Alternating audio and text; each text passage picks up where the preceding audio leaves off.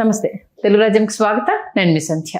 పత్రికా స్వేచ్ఛకు సంబంధించి గతంలోనే మనం 2-3 వీడియోలు చేయడం జరిగింది. శ్రీకాంత్ గారు ఒక అద్భుతమైన విశ్లేషణ అందించారు. ఈ నేపథ్యంలో జనసేన అధినేత పవన్ కళ్యాణ్ ఒక ప్రెస్ నోట్ రిలీజ్ చేశారు. ఏంటంటే, మీకు ఒకవేళ అభ్యంతరాలు ఏమన్నా ఉంటే, మిమ్మల్ని ఇబ్బంది పెడితే కోర్టుకి వెళ్ళి తెరుచుకోండి, రోడ్డెక్కి ధర్నాలు ఏంటి, నిరసన తెలపడం ఏంటి అంటూ ఆయన ఒక ప్రెస్ నోట్ రిలీజ్ చేసిన తర్వాత దీనికి సంబంధించి గతంలో జరిగిన కొన్ని విషయాలను తెర మీద తీసుకొస్తూ, మీ దాకా వచ్చినప్పుడు మీరు రోడ్డు ఎక్కొచ్చు, మా దాకా వచ్చినప్పుడు రోడ్డు ఎక్కితే మీకు అభ్యంతరాలు వచ్చాయా అంటూ గతంలో ఒక డీసీ పత్రికకు సంబంధించి, అంటే డెక్కన్ క్రానికల్లో వచ్చిన ఆర్టికల్ కావచ్చు, వాళ్ళ ఇంట్లో జర్నలిస్టులకు సంబంధించి జరిగిన ఒక ఇన్సిడెంట్కి సంబంధించి కావచ్చు, ఎఫ్ఐఆర్ నమోదయ్యింది. ఈ నేపథ్యంలో ఆయన రోడ్డెక్కి ధర్నా చేసిన విషయం మీరు ఎలా మర్చిపోతున్నారు, మీరు మర్చిపోయినా మేము మర్చిపోం కదా అంటూ గుర్తు చేస్తున్నారు. మరి ఆ టైంలో ఏం జరిగింది, ఎందుకు పవన్ కళ్యాణ్ గారు రోడ్డు ఎక్కారు, ఆ డీసీ పత్రికలో ఎలాంటి కథనాలు వచ్చాయి తెలుసుకునే ప్రయత్నం చేద్దాం. చరిత్రకారులు, రాజకీయ విశ్లేషకులు చిలగడ శ్రీకాంత్ గారు మనతో ఉన్నారు. ఆయన మాటల్లోనే. శ్రీకాంత్ గారు నమస్తే. నమస్కారం సండి. మొత్తానికైతే అంటే మావిగన్ అంశానికి సంబంధించి ఏబిఎన్ ఛానల్లో వచ్చిన కథనాలు ఎంత మంట పుట్టిస్తున్నాయి, మరి వావి వరుసలు లేకుండా నోటికి వచ్చినట్టు మాట్లాడతారన్న నేపథ్యంలో కార్యాలయాలపైన దాడులు కావచ్చు. ఆఫ్ కోర్స్ దాడి అనే సంస్కృతిని ఎవరు హర్షించలేరు, దాన్ని వెల్కమ్ చేయలేరు. ఎందుకంటే ఇబ్బంది ఉంటే తేల్చుకోవాల్సిన దగ్గరనే తేల్చుకోవాలి. మనం సానుకూలంగా నిరసన తెలిపినప్పుడు అది ఎలాంటి ప్రాబ్లం ఉండదు. కాకపోతే తారాస్థాయికి వెళ్ళిపోయింది. ఈ నేపథ్యంలో పవన్ కళ్యాణ్ గారు ప్రెస్ నోట్ రిలీజ్ చేసినప్పుడు గతంలో జరిగింది ఎలా మర్చిపోతున్నారు పవన్ కళ్యాణ్ గారు అంటూ ఆయన రోడ్డెక్కిన ధర్నా చేసిన విజువల్స్ ఇవన్నీ తెర మీద తీసుకొస్తున్నాయి. అసలు అప్పుడు ఏం జరిగింది, ఎందుకు పవన్ కళ్యాణ్ గారు రోడ్డెక్కాల్సి వచ్చింది? సంజయ్ గారు, ఇది జానీ సినిమా పూర్తయి మరొక వారం రోజుల్లో జానీ సినిమా విడుదలవుతున్న సందర్భంగా జరిగినటువంటి సంఘటన. ఆ రోజు ఉదయాన్నే సికింద్రాబాద్ రైల్వే స్టేషన్ దగ్గరికి ముఖ్యులైనటువంటి వాళ్ళందరినీ రమ్మనమని, అట్లాగే అభిమానులను కూడా రమ్మనమని ఒక తెలియజేయమన్నారు అందరికీ. అఖిల భారత చిరంజీవి వ్యవస్థాపక అధ్యక్షులు రావణం స్వామినాయుడు గారి నాయకత్వంలో అభిమానులందరికీ ఆ విషయం, చంటనాగరాలు ఉన్న అభిమానులందరికీ ఆయన తెలియజేయటం, వాళ్ళందరూ కూడా సరిగ్గా సమయానికి ఆ సికింద్రాబాద్ రైల్వే స్టేషన్ వెనుక వైపు ఉన్నటువంటి కనెక్టివిటీ రోడ్ ఏదైతే ఉందో అక్కడికి చేరుకోమని చెప్పారంటే అందరూ అక్కడికి చేరుకున్న తర్వాత ఏం జరిగిందంటే, ఒక్కసారిగా అక్కడికి తన యాడీ కారులో వచ్చినటువంటి పవన్ కళ్యాణ్ గారు కారు దిగి ఆయన రోడ్డు మీదనే నడుచుకుంటూ వెళ్ళటం మొదలుపెట్టారు, నడవటం ప్రారంభించేశారు రోడ్డు మీద. పవన్ కళ్యాణ్ గారు రోడ్డు మీద నడుస్తున్నారు అనేటప్పటికి పరిస్థితి ఎట్లా ఉంటుంది? వరుసగా 7 సూపర్ హిట్లు ఇచ్చి వారం రోజుల్లో మరొక సినిమా, ఆయన డైరెక్ట్ చేసిన సినిమా విడుదలవుతోందన్న సందర్భంగా ఆ హీరో రోడ్డు మీద నడుస్తున్నాడు ఉదయం 10 గంటల వేళ అంటే ఎట్లా ఉంటుందో, అంత ట్రాఫిక్ ఉన్నటువంటి పరిస్థితుల్లో. అంటే ఒకసారి మీరు ఊహించుకోండి, అభిమానులు అక్కడికి చేరుకున్నారు, అభిమానులతో పాటు మిగతా ప్రజలు, సాధారణ ప్రజలు కూడా వాళ్ళ పనులు మానుకొని పవన్ కళ్యాణ్ గారు వెనకాల తండోపతండాలుగా వీళ్ళు తరలి, ఆయన ఎక్కడికి వెళుతున్నారు తెలియదు, ఎందుకోసం వెళుతున్నారు తెలియదు, ఏంటో తెలియదు, ఆయన డెక్కన్ క్రానికల్ కార్యాలయం ముందు బైఠాయించారు. మీరు ఉన్నారంట కదా అక్కడ? నేను లేకపోతే నాకు ఆ సంఘటన ఎట్లా గుర్తుంటుంది, ఇంత బాగా ఎట్లా గుర్తుంటుంది? ఆ రోజు అక్కడికి అంటే అరవింద్ గారు, నాగబాబు గారు కూడా కాసేపటి తర్వాత అక్కడికి రావటం జరిగింది. అరవింద్ గారు ఆయన కొంత దూరంలో ఉన్నారు, నాగబాబు గారు వచ్చి పవన్ కళ్యాణ్ గారి పక్కనే ఆయన కూడా కూర్చోవటం జరిగింది.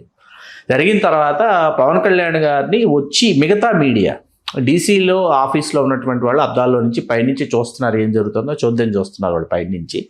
మిగతా మీడియా వచ్చేస్తుందిగా, మిగతా మీడియా అందరూ, మీడియా చాలా బలంగా ఉన్నటువంటి సమయం కదా, అప్పుడే ఎలక్ట్రానిక్ మీడియా పుంజుకుంటున్నటువంటి సమయం కదా, అందరూ వచ్చేసారు. ప్రింట్ మీడియాలో మిగతా కొంతమంది, ఎలక్ట్రానిక్ మీడియా వాళ్ళందరూ వచ్చి ఆయన ముందు బైఠాయించినటువంటి బ్లూ టాప్ సినిమాలో షర్టే, హాఫ్ హ్యాండ్స్ మడిచి జీన్స్ ప్యాంటు వచ్చి కూర్చున్నారు.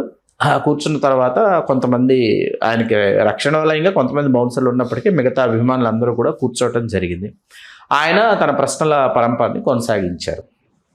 ఎందుకు మీరు ఇట్లా ధర్నా చేసుకుంటూ ఒక సత్యాగ్రహంలాగా వచ్చి ఇక్కడ బైఠాయించారు, ఏం జరిగింది ఏంటి అని వాళ్ళు ప్రశ్నించడం, ఆయన ఆ విషయం తెలియజేయటం జరిగింది. ఇప్పుడు ఆ విషయం ఏంటంటే, పదే పదే అదే పనిగా వికృత కథనాలు వండి వారుస్తూ ఆ దిశగా ఏం చేశారంటే, మీకు ఏదైతే జరగకూడనటువంటి లేకపోతే జరగలేనటువంటి ఒక సంఘటన ఏదైతే ఉందో, జరగలేదు అన్నటువంటి దాన్ని జరిగింది, ఇలా జరిగింది, పవన్ కళ్యాణ్ గారిని ఇలా చేశారు అని పరిటాల రవి గారికి పవన్ కళ్యాణ్ గారికి మధ్య ఏదో జరిగింది, పవన్ కళ్యాణ్ గారిని పరిటాల రవి గారు తీసుకెళ్ళిపోయి ఏదో చేశారు అనేటటువంటి కథనాల్ని వండి వార్చి జమీన్ రైతు అని ఒక పత్రికలో వచ్చిందండి మొదట నెల్లూరులో. మొన్ననే ఈ మధ్య జమీన్ రైతు డోలేంద్ర ప్రసాద్ గారు ఈ మధ్య సోషల్ మీడియాలో ఒక ఇంటర్వ్యూ ఇచ్చారు, కనిపించారు మొన్న.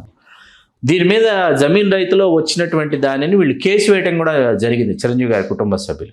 అది ఇప్పుడు ఏదైతే పరిటాల రవి గారి నివాసం మన ఫిల్మ్ నగర్లో ఉందో దాని పక్కన ఉన్నటువంటి స్థలం, అది ఆర్టిస్ట్ జగ్గారావు గారిని ఆయన విలన్గా చేసినటువంటి వేషాలు వేసినటువంటి జగ్గారావు గారికి. అది జగ్గారావు గారి దగ్గర ఏంటంటే జగ్గారావు గారి అవసరార్థం చిరంజీవి గారికి వారు అమ్మాలనుకున్నారు, చిరంజీవి గారు తీసుకుందాం అనుకున్నారు. ఒక అమౌంట్ అప్పటి రేట్ల ప్రకారం ఒక అమౌంట్ అడ్వాన్స్ చిరంజీవి గారు పే చేశారు, ఇంకొంత అమౌంట్ ఇవ్వాలి. ఈలోపు ఏం చేశారంటే పరిటాల రవి గారు ఆయన భద్రతా కారణాల దృష్ట్యా ఈ స్థలంలో ఆయన టెంట్ వేసి ఈయన సెక్యూరిటీ వాళ్ళందరూ ఇందులో పెట్టారు. ఓకే, స్థలంలో పెట్టిన తర్వాత అదేంటిది మన స్థలం కదా, మనం ఆల్రెడీ అడ్వాన్స్ ఇచ్చేసాము, ఇచ్చేసిన తర్వాత మనం మనదది మనం కొనుక్కుంటున్నాము త్వరలో, ఇదేంటిది అనుకుంటే ఈయన అవునంటారు కాదంటారు, మధ్యలో ఎవరు మాట్లాడరు. ఈలోపు వీళ్ళు కొనుక్కోవడం జరిగింది, రిజిస్ట్రేషన్ చేసుకోవడం జరిగింది, అన్నీ జరిగినాయి. అన్నీ జరిగినా కూడా చిరంజీవి గారు సొంతం అయిపోయింది. అయిపోయినా ఈయన ఏమంటున్నారు రవి గారు, తర్వాత మధ్యవర్తులతో సినిమాకు సంబంధించి మన పరిశ్రమకు సంబంధించిన వారే కొంతమంది మధ్యవర్తులతో ఈ స్థలం మాకు విడిచిపెడితే మేము మాదాపూర్లో చాలా విలువైనటువంటి స్థలం ఇస్తాం, ఇట్లాంటిదేదో చెప్పుకొచ్చారు. వచ్చిన తర్వాత ఇది ఇట్లా కొనసాగుతుండగా సినిమా పరిశ్రమకు సంబంధించిన వాళ్ళ మధ్యలోనే ఇది సరే భద్రతా కారణాల దృష్టి అడుగుతున్నారు. చిరంజీవి గారు వాళ్ళు ఏం చేశారంటే మాదాపూర్లో ఇంతకంటే విలువైన స్థలం మాకేం అవసరం లేదు, దీన్నే మీరు తీసేసుకోండి, మేము మార్కెట్ రేట్ ఏదైతే ఉందో ఏదైతే మేము కొనుక్కున్నాము రిజిస్టర్ చేయించుకున్నాము అదే రేటుకి ఇచ్చేస్తాము. ఓకే, చాలా ఫ్రెండ్లీగా ఇది సాల్వ్ అయిపోయినటువంటి ఒక ఇష్యూ. దీంట్లోకి పవన్ కళ్యాణ్ గారిని కొంతమంది తీసుకొచ్చారు. ఈయనేంటి ఖుషీ సినిమా తర్వాత వరుసగా ఏంటంటే ఈయన లాంగ్ హెయిర్తో కనిపించేవారు. బాగా ఆయన హెయిర్ అది మీ ఖుషీ సినిమా ఇట్లా చూసి చాలా బాగుంటుందండి ఆ లాంగ్ హెయిర్. ఆయన ఏంటంటే వరుసగా బాగా మీరు పవన్ కళ్యాణ్ గారిని మీరు ఇప్పుడు కూడా మీరు ఒకసారి ఆయన్ని పరిశీలిస్తే అసలు షేవ్ చేసుకోకుండా గడ్డం పెంచేసుకొని చాలా రోజులు కనిపిస్తారు. ఆయన షేవ్ చేసుకోవాలంటే ఆయనకు ఒక బద్ధకం అనమాట ఆయనకి. తర్వాత మీకేంటంటే ఇలా ఈ లాంగ్ హెయిర్ అది ఉండటం వల్ల ఆయన ఏదో మార్షల్ ఆర్ట్స్ కోసం వెళ్ళారండి. అప్పుడు వియత్నాం ఎక్కడికో వెళ్ళారు ఒక విద్య నేర్చుకోవడానికి, జానీ కోసం ఒక విద్య నేర్చుకోవాలని వెళ్ళారు. అప్పుడు వెళ్ళినప్పుడు ఏంటంటే దానికి అనుగుణంగా ఆయన గుడి చేయించుకున్నారు, ఆయన తల్లిలాలు సమర్పించేశారు. అప్పుడు వేసుకొని ఆ విద్య నేర్చుకుని వచ్చి కూర్చుని ఆయన ఏం చేశారు, తిరిగి వచ్చారు కదా సినిమా స్టార్ట్ అయ్యేటప్పటికి కొంత హెయిర్ పెరిగేలోపు ఈ మొత్తం సినిమా పత్రికల వాళ్ళందరూ పవన్ కళ్యాణ్ గారి కోసం ఈగర్లీ వెయిటింగ్ అనమాట. గుండుతో ఇంటర్వ్యూలు ఇచ్చాడు ఆయన కూర్చుని, సితార కవర్ పేజ్ లోపల ఇంటర్వ్యూ సితారకి. అట్లా ఒకటి కాదు, అన్ని సంతోషం, తర్వాత సినీ స్టారు, తర్వాత ఇవో అన్నీ ఉన్నాయి.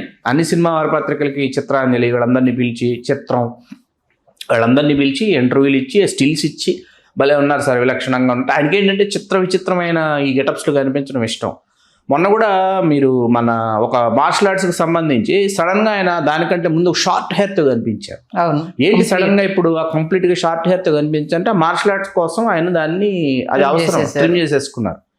అట్లా అయింది అది. దీనికి ఎవడో చిలవల పలవలద్ది తయారు చేశాడు, ఈ కథని వండి వార్చి వాడు దీన్ని చాలా చక్కగా దీన్ని ఎగ్జిక్యూట్ చేశారు. చేసిన తర్వాత ఈ పవన్ కళ్యాణ్ వర్సెస్ పరిటాల రవి గారు పవన్ కళ్యాణ్ ఈ గుండు ఇది మీకు చాలా దూరం ప్రయాణించిన తర్వాత ఏంటంటే ఇది ప్రతిరోజు ఇదేదో పెద్ద ఒక విచిత్రమైనటువంటి విషయంలాగా ఒక అద్భుతంలాగా దీనిని డెక్కన్ క్రానికల్ మరొకటి ఇంకోటి ఆంధ్రభూమి వాళ్ళవే కదా వీళ్ళు వేసుకుంటూ వచ్చారని.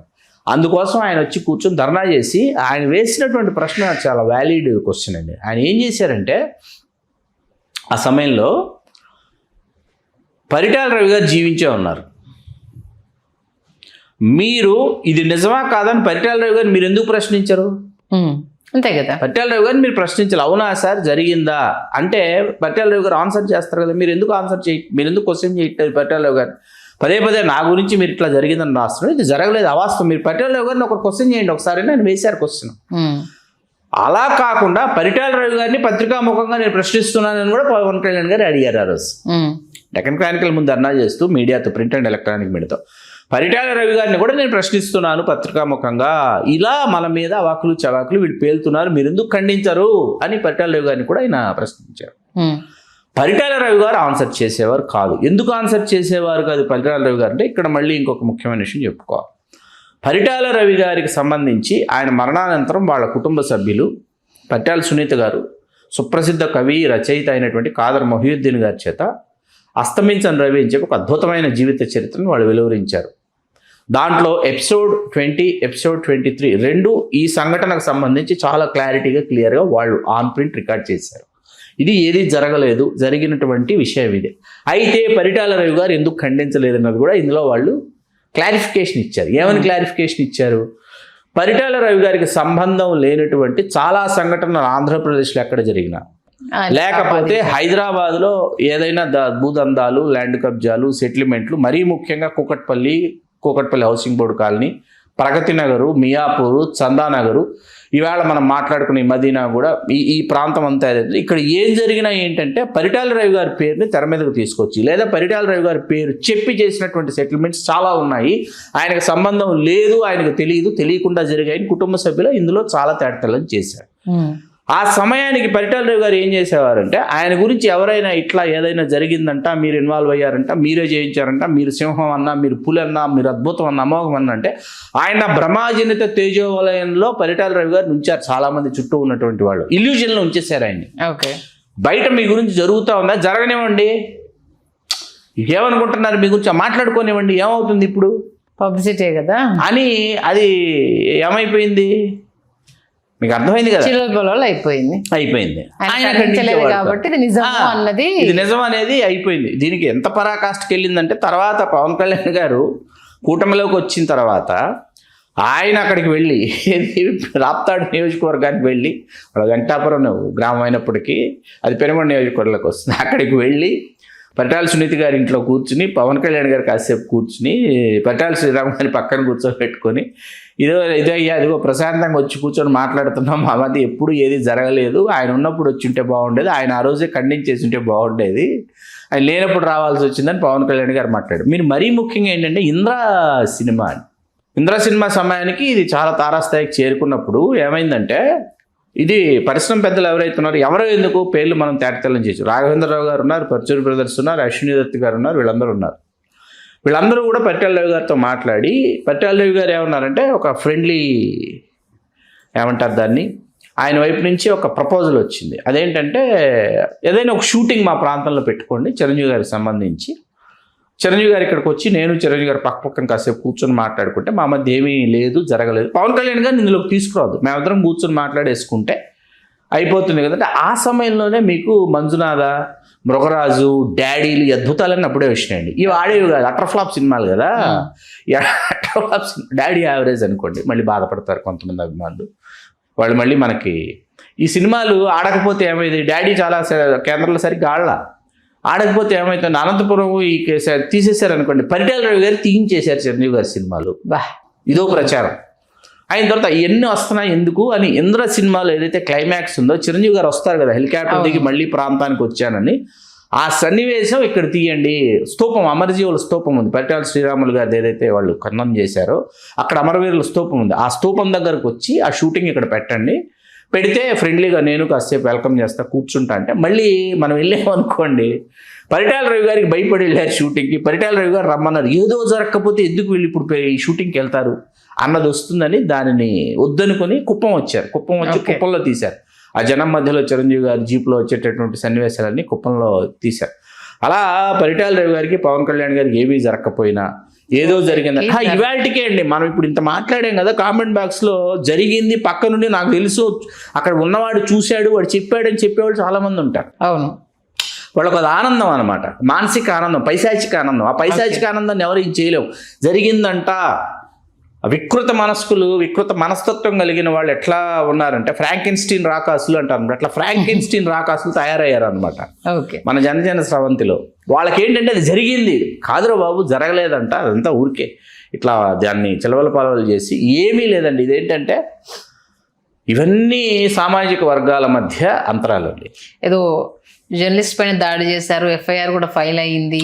అది కాదండి, అది మీకు కాదు అది వేరే కాదండి, కాదు అది వేరే, ఇది వేరే, అది వేరే. ఒకటి దాడి చేశారా జర్నలిస్ట్ పైన? కాదు అతన్ని లోపల నుంచి. ఇప్పుడు మీ ఇంట్లో ఒక శుభకార్యం, ప్రైవేట్ శుభకార్యమే, ఓన్లీ మీ ఫ్యామిలీ మెంబర్స్, మీరు మీ ఫ్యామిలీ వాళ్ళ ఫ్యామిలీ 2 కుటుంబాలే కూర్చొని సింపుల్ గా జరుపుకుంటున్నారు. జరుగుతుందని అందరికీ తెలుసు, బాహ్య ప్రపంచానికి తెలుసు. పలానా రోజు సాయంత్రం లేకుండా ఏమీ లేక మా 2 కుటుంబాలు మాత్రం మేము కలిసి చేసుకుంటున్నాం అన్న వార్త ఉంది. వార్త ఇచ్చారు వెలుపలికి, కానీ ఎవరికి ప్రవేశం లేదు, ఎవరు దయచేసి రావద్దు, ఈ విషయం కూడా చెప్పారు. దీనిని ఒక వార్తాహరుడు ఏం చేశాడంటే గోడ దూకి ఇంట్లోకి వచ్చాడు. ఓకే, గోడ దూకి ఇంట్లోకి వచ్చిన వాడిని మనం దొంగ అనుకుంటామా, జర్నలిస్ట్ అనుకుంటామా? దొంగనే అనుకుంటాం. గోడ దూకి వచ్చి అతను ఏంటంటే ఫోటోలు కూడా తీసేటటువంటి ప్రయత్నం చేసిన తర్వాత మీరు చాలా మర్యాదగా అడిగారు, మీరు ఎవరు ఏమిటి, మేము అసలు లేదని చెప్పాం కదా, ఎందుకు అసలు గేట్ వేసేసి తాళం వేసింది ఎలా వచ్చారు? గేట్ తాళం వేసింటే పక్కన గోడ నుంచి అది అప్పుడే కన్స్ట్రక్ట్ అవుతున్నటువంటి హౌస్, చంద్రు గారు హౌస్, డెడ్ అండ్ ఇప్పుడు ఉన్నటువంటి హౌస్ అప్పుడే కన్స్ట్రక్ట్, ఫస్ట్ కార్యక్రమం అండి. ఇంట్లో పక్కన ఇల్లు లేదు, ఈ పక్కన ఇల్లు లేదు, అందరూ లోపల ఉన్నారు. వాడు దూకొచ్చేసాడు అతను దూకొచ్చేసాడు. అతను ఏంటంటే చొక్కా పట్టుకొని బయటికి తీసుకొచ్చాడు. వితౌట్ ఇన్ఫర్మేషన్ అసలు ఎలా, ఎవరు నాట్ అలౌడ్, నాట్ ఇన్వైటెడ్ అని చెప్పిన తర్వాత ఎట్లా వస్తావు నువ్వు లోపలికి అని బయటికి తీసుకొచ్చి బయట విడిచిపెట్టారు. అతను వచ్చి నా మీద దాడి చేశారని అతను పోలీస్ స్టేషన్లో అతను కేసు ఫైల్ చేశాడు.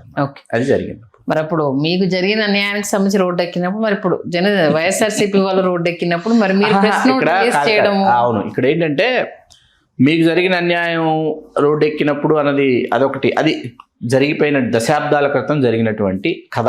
2 దశాబ్దాల పైన పక్కన పెడితే మీకు 19 to 24 బిట్వీన్ మీకు వరద బీభత్సానికి మనం రోడ్లు కొట్టుకుపోయి పల్లెటూళ్ళల్లో రోడ్లు అసలు ఒక రోడ్డుకి ఇంకో రోడ్డుకి కనెక్టివిటీ లేనటువంటి పరిస్థితుల్లో చాలా ఘోరంగా ఆంధ్రప్రదేశ్ రోడ్లు అధ్వాన్నమైనటువంటి పరిస్థితుల్లో తయారైనప్పుడు మీకు వాస్తవానికి ఆ విషయాన్ని బాహ్య ప్రపంచానికి తెలియజేసిన జనసేన కార్యకర్తలే. వాళ్ళ రోడ్ల మీదకి వచ్చి ఆ రోడ్లు వర్ష బీభత్సానికి ఎట్లా కొట్టుకుపోయాయో చూపించి ఆ విజువల్స్ని వెలుపలికి తీసుకొచ్చి అక్కడ చాలామంది గంటల తరబడి, కొంతమంది రోజుల తరబడి, మరి కొంతమంది వారాల తరబడి కూడా అక్కడ ఉండి దాన్ని ఏంటి ఒక ధర్నాలాగో ఒక ఉద్యమంలాగో దాన్ని ఉధృత రూపానికి తీసుకెళ్ళింది జనసేన కార్యకర్తలే. వాళ్ళారు చేసిన ధర్నాయే. మరి అది వాళ్ళారు చేసిన ఈ ధర్నాలు, రాస్తా రోకోలు, తర్వాత ఏంటి రైలు రోకోలు, రోడ్ రోకోలు, ఇవన్నీ ఎట్లా ఉంటాయంటే సంధ్య గారు, ఇవన్నీ ఏంటంటే ఇవి ఆయా రాజకీయ పార్టీలు తమ యొక్క ఐడెంటిటీ, తర్వాత తమ యొక్క ఆధిపత్యం, ఈ రెండు నిరూపించుకోవడానికి వాళ్ళకి అస్త్రాలు అనమాట. ఖచ్చితంగా ఆయా సమయానికి వాడతాయి, వాడకుండా ఉండవు. నువ్వు వాడినప్పుడు అది న్యాయం, ఫలానా పక్కనోడు వాడినప్పుడు అది అన్యాయం అంటే మాత్రం అక్కడే తేడా వస్తుంది. అంతే కదా. అది మంచి విశ్లేషణ అందించారు. అంటే చాలా అపోహలకు ఇప్పటికి నాకు తెలిసి 3వసారి అనుకుంటా మీరు సమాధానం చెప్పడం దీనికి సంబంధించి. అయినా సరే అది ఎప్పుడు తెర మీదకి వచ్చినా లేని దాన్ని వాస్తవాన్ని నమ్మే ప్రయత్నం చేయడము. బట్ సమస్య ఎప్పుడు వచ్చినా రాజకీయ కోణంలో ఒకలా ఉంటుంది, పర్సనల్గా ఇంకోలా ఉంటుంది. అది అద్భుతంగా విశ్లేషించారు. ధన్యవాదాలు శ్రీకాంత్. ధన్యవాదాలు సంధ్య గారు. హలో, తెలుగు రాజ్యం ఛానల్ చూస్తున్నారా?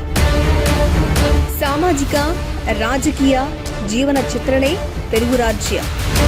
అతిశయోక్తులు, అసత్యాలు ఉండవు. రాజకీయ కోణం కాదు, ప్రజా కోణమే కొలబద్ద. తెలుగు రాజ్యం వీక్షణ మీ ఉత్తమ అభిరుచికి నిదర్శనం.